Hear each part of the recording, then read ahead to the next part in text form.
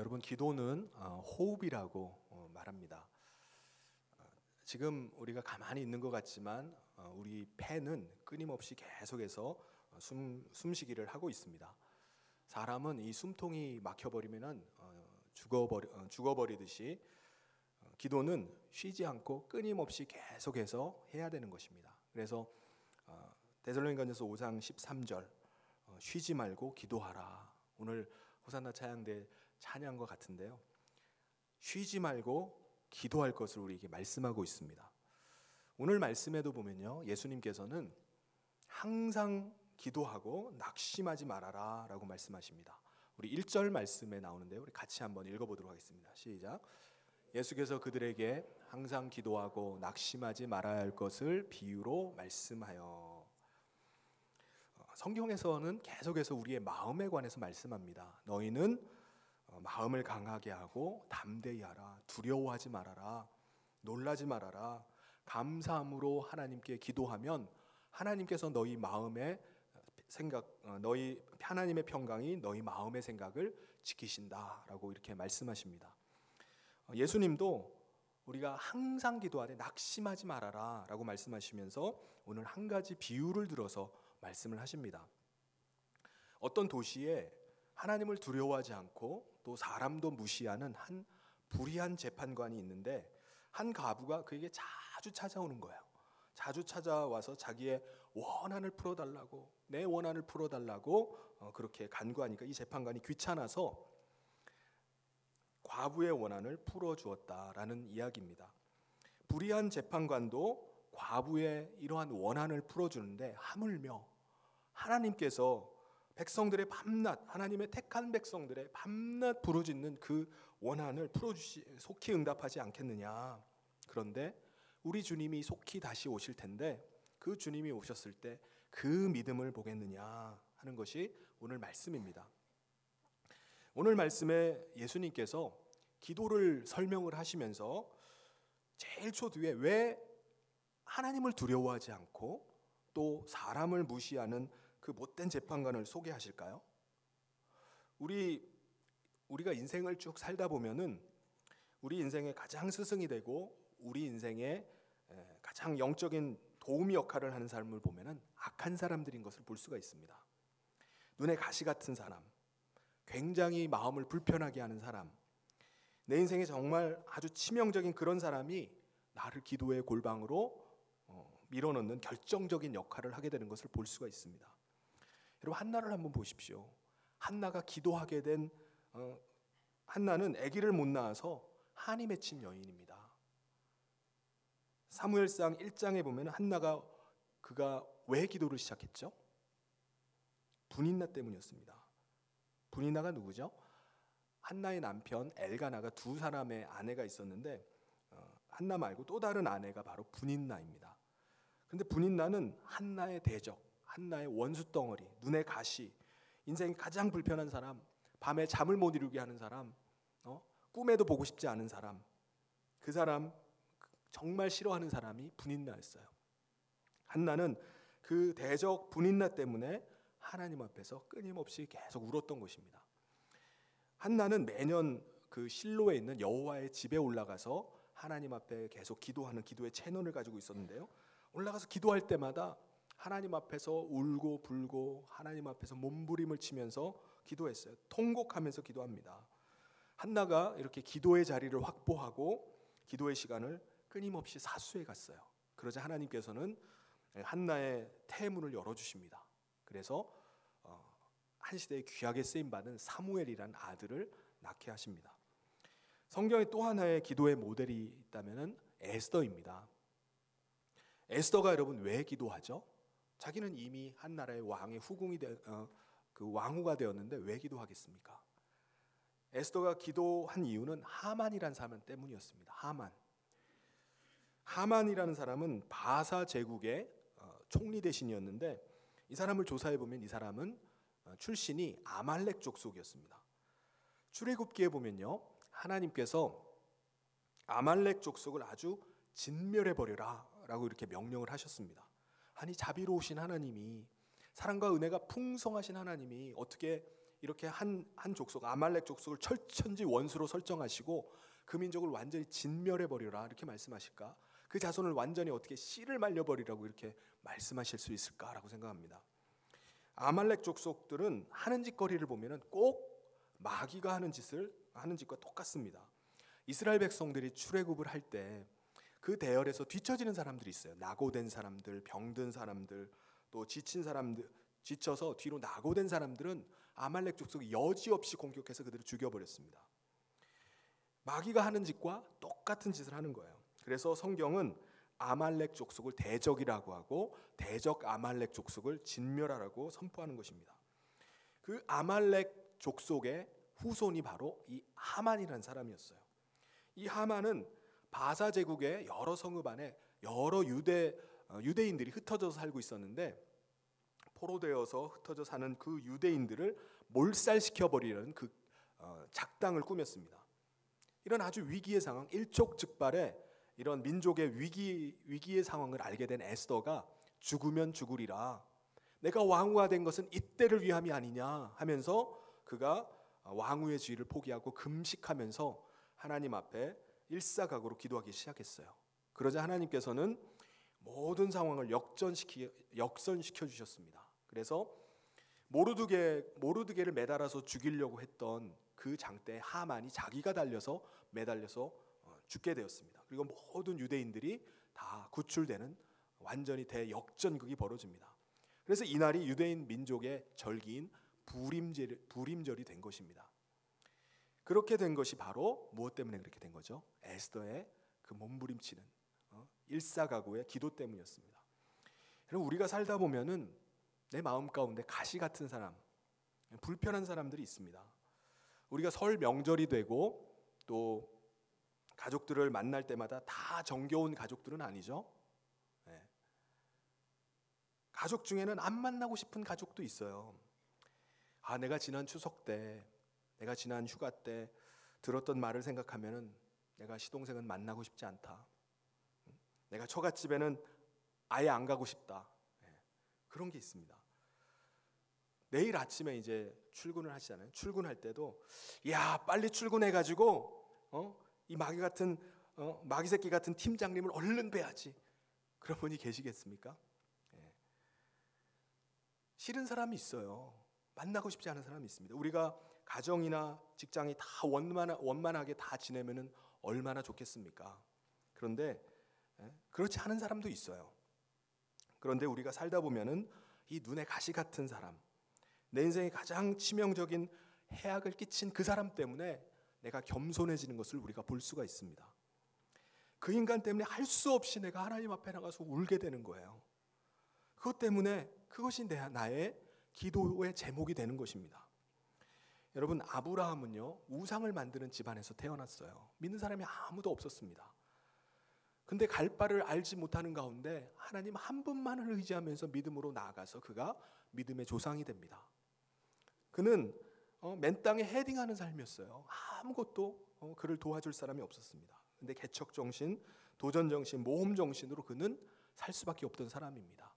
느헤미야와 다니엘 같은 사람은요, 정말 포로로 끌려간 주제에 인생 막장 포로 수용소에서 당시에 바벨론의 수산궁궐에 들어가는 최악에서 최상으로 옮겨가는 삶을 살았어요. 그들 안에는 가슴에 응어리진, 가슴에 어쩔 수 없이 맺힌 그런 한이 있었던 사람입니다. 포로민으로 살아야 되는, 나라를 잃어버린 그 민족의 한을 안고 살아갔던 그들은 그것 때문에 그들이 하나님 앞에 씨름을 하다가 복을 받은 사람들이었습니다. 오늘 예수님의 이 비유는요, 하나님을 두려워하지 않고 사람을 무시하는 아주 상종 못할 인간, 대화가 전혀 통하지 않는 그런 인간 때문에 우리가 엎드리게 된다는 말씀이에요. 그 인간 때문에 우리가 기도하게 된다는 말씀입니다. 그 사람 때문에 우리가 오히려 기도하게 된다는 거예요. 여러분, 인기가 많은 사람은 안티가 많을까요, 적을까요? 인기가 많은 사람. 여러분, 우리는 인기가 없으니까 안티가 없겠죠. 인기가 많은 사람은 연예인들이나 이런 가수들을 보면요, 안티가 굉장히 많아요. 인기가 없는 사람은 안티가 없어요. 마귀가 쓰는 전략 중에 하나 보면은 가만둬도 망할 사람은 건들지 말자예요. 그래서 마귀는 저비용 고효율의 전략을 쓰기 때문에, 전문가이기 때문에 가만둬도 망할 건 자기가 굳이 나서질 않아요. 그냥 내버려 둡니다. 그냥 가만히 내버려둬도 망하는 거예요. 그런데 하나님의 사랑을 독차지하고 있고 하나님의 은총을 듬뿍 받는 사람이 있으면 가만히 안 놔둡니다. 여지없이 달려들어서 집중 공략을 해요. 그래서 여러분이 엉망진창으로 살아도 나는 마귀가 전혀 안 건들던데요, 그냥 냅두던데요 하면은 버린 자식인 줄 생각해 봐야 돼요. 마귀는 하나님의 사랑받는 자녀를 우는 사자와 같이 계속해서 집어삼키려고 찾아다닙니다. 밀가부를 타려고 계속해서 우리를 들쑤시는 것이 마귀예요. 그러므로 항상 기도하라고 말씀하십니다. 쉬지 말고 기도해라. 기도를 쉬는 것은 죄를 짓는 것 같습니다. 기도의 끈을 놓지 말고 기도의 자리를 사수해 나가야 됩니다. 항상 기도하고 낭망하지 말아라. 하나님을 두려워하는 사람은 하나님을 두려워하지 않고 또 사람을 무시하는 상종할 수 없는 그런 사람이 있을 때 그것 때문에 기도하는 거예요. 해결할 수 없는 그 인간 때문에, 그것이 기도 제목이 돼야 되는 것입니다. 조개가 자기 몸 안에 모래 같은 이물질이 들어오면은 그것을 진액을 막 짜내가지고 그것을 칭칭 감아싸가지고 영롱한 진주화를 만들어내듯이 우리에게도 정말 눈에 가시 같은 사람, 그를 위해서 기도하다가 하나님께 우리가 복을 받게 되는 것입니다. 오늘 말씀에 하나님을 두려워하지 않고 하나님을 무시하던 재판관을 자주 찾아가서 자기의 원한을 풀어주십시오, 원한을 풀어달라고 매달렸던 사람은 한 과부였습니다. 과부. 성경에 보면은 가장 약한 존재를 고아와 과부라고 이렇게 표현하는 것을 볼 수가 있습니다. 고아는 누구죠? 부모가 없는 사람이 고아고, 과부는 남편이 없는 사람입니다. 당시 과부들은요, 과부가 되면 여자 혼자서 먹고 살 길이 완전히 끊겨버린 정말 불쌍한 사람들이 과부였어요. 특별히 이 과부는요, 한이 맺힌, 정말 어떤 한이 맺힌 여인이었습니다. 그래서 재판장에게 찾아가서 자기의 원한을 풀어주십시오, 내 원한을 풀어달라고 그렇게 자주 찾아가서 부르짖었어요. 이 과부가 어딜 가서 하소연을 합니까? 누구에게 가서 자기의 그 억울함들을, 자기의 억울한 사정들을 부탁을 하겠습니까? 남편이 없는데. 우리 가운데도 가슴에 어떤 사무치는 한이 있는 분이 계실 겁니다. 우리 집안에 기구한 그 어떤 과거의 일들이 있을 수 있어요. 남이 알면은 나무새스러운 일들, 누구한테 얘기하지도 못하는 그런 기가 막힌 이야기들이 있습니다. 어떤 집안이든지 어떤 심령이든지 조사해보면 다 나와요. 정말 기구한 사연들이 있어요. 말 못한 사연들이 있습니다. 누구한테 가서 얘기도 못해요. 세상 사람들은 그것 때문에 가슴앓이를 하다가 암이 생깁니다. 유방암이다 하면은 그게 어제 오늘의 얘기가 아니에요. 수년 전에 가슴 아픈 사연이 있어서 해결할 수 없는 문제가 있어서 밤잠 못 이루고 불면의 밤을 지새우면서 가슴을 치면서 그때 그게 가슴에 콱 뭉쳐서 암덩어리가 되는 겁니다. 그러니까 그것이 자각 증상으로 나타날 때는 이미 수년이 흐른 다음이에요. 짐승들끼리 치고받고 싸우고 하다가 몸에 뿔에 찔려가지고 상처를 입게 되면요, 그것을 그냥 두질 않습니다. 상처가 나면 햇빛에 환부를 쪼여가지고 자기 스스로 치료를 해요. 자가 치료를 합니다. 동물들은 본능적으로 햇빛에 나가서 자기의 몸을 드러내요. 환부를 햇빛에 쪼이거나 또 약초를 뜯어먹어서 자연 치유를 하는데 사람은 반대예요. 사람은 집안에 안 좋은 일이 있으면은 창피한 일이 있으면 자꾸 안으로 기어들어가 버려요. 안으로 숨습니다. 방콕하는 거예요. 방에 콕 처박혀가지고 우울증 걸린 사람처럼 그런 일을 합니다. 사람들은 자기 집안에 아픈 거, 자기 창피한 거, 부끄러운 것을 자꾸 감추려고 해요. 드러내지 않고 숨기려고 합니다. 그런데 그것이 가슴에 응아리가 맺히고 암이 되고 쓴뿌리가 되는 것입니다. 여러분, 신앙의 사람들은요, 하나님 앞으로 나와야 돼요. 짐승들이 본능적으로 자기의 상처를 햇빛에 드러내듯이 그 상처를 자연 치유하듯이 하나님 앞에 두 손 들고 나가야 됩니다. 내가 가지고 있는 것을 감추고 숨기는 것이 아니에요. 천부여 의지 없어서 손 들고 나옵니다. 손 들고 하나님 앞에 나오는 것입니다. 여러분, 한많은 이 과부는요, 불의한 재판관이 어차피 자기 이야기를 들어주지 않을 걸 뻔히 알았어요. 자기 말을 안 들어줄 줄 알았습니다. 그런데 이 여인은 어떻게 하죠? 자기가 할 수 있는 게 없어요.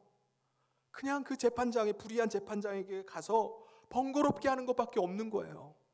제가 누구에게 가서 하소연을 합니까? 이 재판장에게 찾아가서 그를 귀찮게 하는 거예요. 계속 가서 원한을 풀어주십시오. 내 원한을 좀 풀어주십시오. 자기의 원한을 계속해서 풀어달라고 부르짖는 겁니다. 여러분, 여기서 중요한 것은요, 자주 가는 거예요. 자주. 방구가 잦으면 똥이 나오고, 우리 신앙생활에서도 기도가 어떻게 해야 되죠? 잦아야 돼요. 하나님을 귀찮게 하고 하나님을 번거롭게 계속 찾아가야 됩니다. 말이 안 통하는 이 불의한 재판관도 들어주었는데 하물며 하늘에 계신 우리 아버지께서, 과부와 고아의 아버지가 되신 하나님께서, 상한 갈대를 꺾지 않는 하나님께서 그 밤낮 부르짖는 하나님의 택한 백성들의 그 원한을 왜 들어주지 않겠느냐라는 것입니다. 여러분 가정에 남모르는 깊은 사연들이 어떻게 없겠습니까?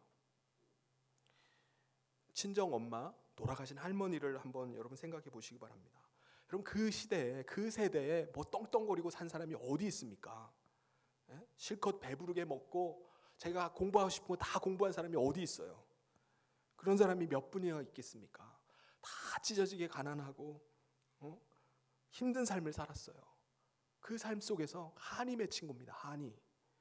시집살이 하면서 한이 맺힌 거예요. 내가 어릴 때도 공부하고 싶어도 공부하지 못하는 그 한이 맺혀 있습니다. 그 원한 맺힌 것이, 그 부끄러운 것이 그 집안에 어느 누구에도 차마 말하지 못하는 그 사연이, 그것 때문에 하나님 앞에 나가서 우는 겁니다. 그것 때문에 우는 거예요. 하나님, 내 진짜 안 살고 싶습니다. 그렇게 눈물로 기도하면서 모진 세월들을 이겨나가는 거예요. 이 과부도 마찬가지입니다. 자기에게 사무치는 원한을 풀어주십시오. 그 원한이 그에게 에너지였어요. 그것이 바로 그의 축복의 씨앗이 되었습니다. 힘의 원천이 되었어요. 그 원한 가지고 계속 나가는 거예요. 안 들어줘요. 안 들어줘도 나가는 겁니다. 기가 막힌 사연이 있으면요, 기이한 복을 받습니다. 남들이 경험할 수 없는 그런 쓰라린 체험을 한 사람일수록 하나님의 풍성한 은혜를 받는 것을 볼 수가 있습니다. 그렇지 않나요? 가슴에 피멍이 맺힌 사람들, 피가 맺힌 피멍이 든 사람일수록 하나님의 사랑이 얼마나 깊은지, 하나님의 사랑의 높이와 깊이와 넓이를 알 수밖에 없어요. 체험하기 때문에 그렇습니다. 그만큼 물어보고, 그만큼 밤잠을 못 자보고, 그만큼 미칠 것 같은 그런 서럽고 분통이 터지는 세월을 살아본 사람은 찬송 한 절을 해도 달라요. 찬송과 가사가 달라요. 다르게 다가오는 거예요. 왜 그렇죠? 느낌 아니까. 성경 한 구절을 읽어도 그냥 안 읽혀져요. 오늘 말씀에도 한 도시에 과부가 있는데, 아휴, 우리 엄마 얘기네. 원한을 풀어주소서. 우리 집구석이랑 어떻게 이렇게 똑같은가. 그래서 이 말씀을 볼 때마다 절대 공감을 하는 거예요. 동병상련, 이심전심을 느끼는 겁니다. 내 얘기구나, 내 얘기. 여러분, 개척교회 하는 것이 요즘도 얼마나 어렵습니까? 과거에 개척교회 할 때 저희 어머니를 보면은 아버지 목회를 도우시면서 38년 동안 눈물이 마를 날이 없었어요. 왜 그렇죠? 그만큼 목회하는 것이 어렵기 때문입니다. 어려움이 있다고, 문제가 있다고 그것을 누구에게 가서 이야기를 합니까? 누구한테 찾아가서 그걸 하소연해요? 그걸 속으로 사귀면서 그것을 극복하려고 금식하면서 얼마나 몸부림치면서 울고불고 기도하시는지 모릅니다. 너무 우셔가지고 눈이 늘 부어 계셨어요. 물론 지금도 미얀마 선교하신다고 또 그렇게 울고 계세요. 그렇게 우시기 때문에 예배당을 2번이나 건축하고 또 미얀마에서도 또 신학교를 세우고 지금도 예배당을 건축하고 계신 줄 믿습니다. 아무것도 없는 그 허벌판에 어떻게 그런 일들이 일어날까? 정말 하나님이 어떻게 그런 복을 주실까? 저도 놀라게 됩니다. 여러분 가운데도 가슴앓이를 하는 우울증 환자같이 살아가시는 분이 아마 계실 겁니다.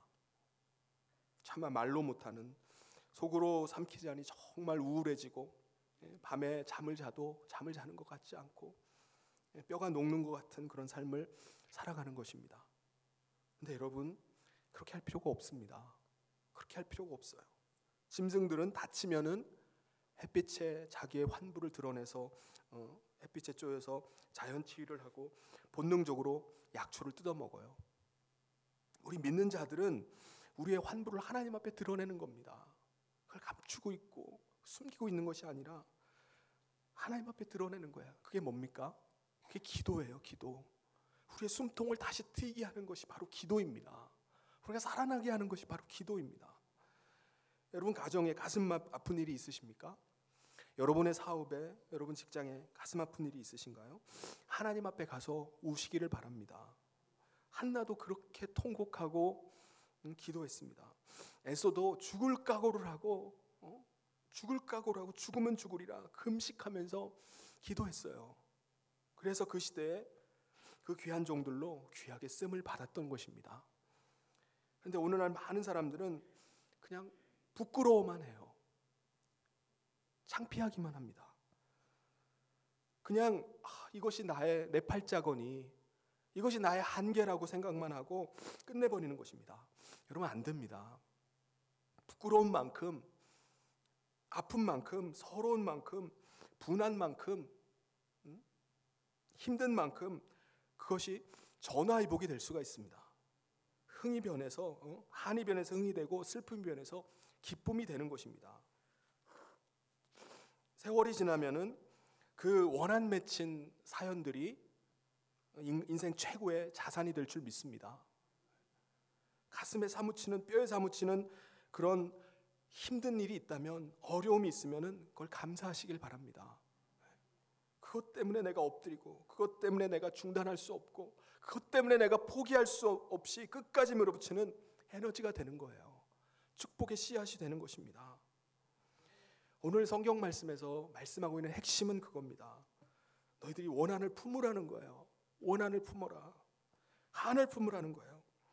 오늘 우리는요, 어중간한 복을 받아서, 이건 축복받은 것도 아니고, 그렇다고 가난한 것도 아니고, 돈이 많은 것도 아니고, 없는 것도 아니고, 빚은 많아서 빚 가운데로 계속 걸어가고, 이 어중간한 것이 우리의 신앙을, 우리를 망쳐버립니다. 물에 물 탄 듯, 술에 술 탄 듯, 뭘 탄 건지도 몰라요. 어떤 분을 보니까 이분은 한국 최고의 지성이라고 할 만한 사람입니다. 장관을 지내고요, 한국 최고의 대학에서 교수를 하셨던 분입니다. 근데 자기는 천재가 아니라는 거예요. 자기는 하나님 앞에서 물려받은 탁월한 두뇌는 없는데, 이런 건 없지만 한 가지 자랑할 수 있는 것은 나는 목마름이 있다는 거예요. 목마름. 내가 복을 받아야 되겠다, 내가 성공해야 되겠다 라는 그런 가슴에 불타는 열정, 사슴이 시냇물을 찾아서 껄떡거리는 그 목마름, 인생의 그 목마름이 있었다는 거예요. 절절한 가슴 저리는 그 간절함이 있었다는 거예요. 그것이 자기 인생의 축복의 조건이었다는 것입니다. 여러분, 가난하게 자란 사람은요, 한이 맺혀버립니다. 분이 있는 사람, 서럽게 분하게 자란 사람도 한이 맺히는데, 그 한을 그냥 품고 있으면요, 그것이 암덩어리 되고 그것이 우울증이 되지만, 주님 앞에 드러낼 때, 하나님 앞에 쏟아놓을 때 그것이 축복의 발판이 됩니다. 부흥의 발판이 됩니다. 한이 변해서 흥이 되는 줄 믿습니다. 우리 믿음의 세계에서는요, 신앙에서는 그것이 오히려 축복의 조건이 됩니다. 개인적인, 가정적인, 그런 신체적인 집안에 어떤 아픈 내력이 있다면 그것을 전혀 부끄러워하지 마시기를 주님의 이름으로 축원합니다. 주님 앞에 내려놓으세요. 그거를 기도의 제목으로 삼아버리시길 바랍니다. 우리 예수님은요, 다시 오실 때 내가 이 세상에서 이 믿음을 보겠느냐라고 말씀하셨어요. 예수님께서 말씀하시는 다시 오실 때 보고 싶어 하시는 그 믿음이 뭘까요? 과부와 같은 믿음입니다. 원한 맺힌 소원이 있는 걸 주님이 보고 싶어 하세요. 그 정도로 가슴 절절히 끓는 절절한 기도를 주님이 듣기를 원하신다는 거예요.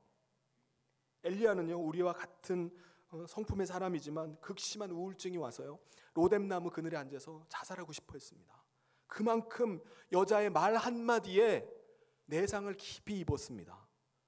그런 내적인 침체 가운데 있었던 엘리야지만요, 하나님 앞에 간절히 기도했어요. 예? 간이 저리도록 기도해서 하늘의 문을 열었다 닫았다 하는 한 시대, 구약의 그 시대에 귀하게 쓰임받았던 선지자로 쓰임받던 사람입니다. 여러분, 오랜 세월 부끄러워했던 나만의 약점, 컴플렉스요, 우리 집안 같은 이런 집구석 같은 기구한 나같이 과민한 사람이 있을까? 나 같은 인생이 있을까? 라고 생각하신 분이 계십니까? 그렇다면 그것이 독특한 은혜를 받는, 기이한 축복을 받는 원한 맺힌 기도로 이어질 수 있기를 주님의 이름으로 축원합니다. 하나님의 보좌를 잡아 흔들 수밖에 없는, 복을 받지 않음, 안 받고는 견딜 수가 없는 절절한 사무침이 되기를 바랍니다. 원한을 풀어주소서라고 불의한 재판장에게 찾아가서 그렇게 매달렸던 이 여인처럼, 그래서 하나님의 보좌를 날마다 잡아 흔들어 버려서 하나님께서도 놀라셔서 내가 이놈 때문에, 이놈 안 들어줬다고 시끄러워서 내가 못 살겠다, 들어주시는 그 은혜가 있기를 바랍니다. 번거로워서 귀찮아서 불의한 재판장도 들어주었는데 하나님께서 택한 백성들이 밤낮 부르짖는 그 원한을 왜 들어주지 않겠느냐, 그 원한 맺힌 소원, 원한 맺힌 기도를 왜 들어주지 않겠느냐. 여러분, 올 한 해 진짜 한번 해봅시다. 어중간하게 하고 술에 술 탄 듯 물에 물 탄 듯 그냥 해보는 것이 아니라 진짜 원한 맺힌 기도를 해서 그 기도를 정말 하나님이 들어주시는지 안 들어주신지 한번 봅시다. 그래서 하나님이 찾으시는 믿음의 사람, 기도의 사람 되는 우리 모든 성인의 성도님 되시기를 주님의 이름으로 축원합니다. 같이 기도하겠습니다. 하나님 아버지, 감사합니다. 남모르는 아픈 사연을, 남모르는 기구한 일들을 우리 가정 가운데 허락하셨지만 하나님께서 전화위복으로 삼으시고 그것 때문에 겸손하게 만드시고 그것 때문에 엎드리게 하시고 눈물로 밤을 지새우며 기도하다가 하나님의 하늘문이 열리고 하나님의 은총을 받은 사람으로 서게 하심을 감사합니다. 주의 백성들의 심령마다, 가정마다 기막힌 일들이 너무나도 많이 있습니다. 주님, 불쌍히 여겨주시옵소서. 주님, 두 손 들어 축복하여 주시옵소서. 주님, 어루만져 주시옵소서. 상처가 변화해서 영광될 수 있도록, 쓴물이 변화해 단물되는 역사가 일어나게 하여 주시옵소서. 그래서 변화의 주인공으로 올 한 해를 기쁨 가운데 살아가기를 간절히 소원하며 예수님 이름으로 기도하옵나이다.